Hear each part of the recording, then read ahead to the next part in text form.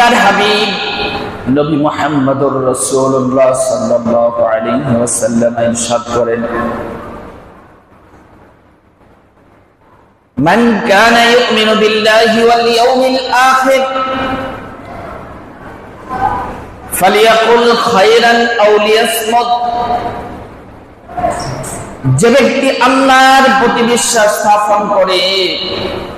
এবং বিশ্বাস স্থাপন করে কাল কিয়ামতের প্রতি, পরকালের প্রতি, বিশ্বাস স্থাপন করে পরকালের জান্নাত জাহান্নাম, মানুষের প্রত্যেকটা কর্মের বিচারের প্রতি, আল্লাহ এবং পরকালের প্রতি যেই বান্দা বিশ্বাস স্থাপন করে, ফালিয়াকুল খায়রান আও লিয়াসমুত, সে যেন কথা যদি বলতে হয় ভালো কথা বলে, অন্যথায় সে তার জবানকে হেফাজত করে।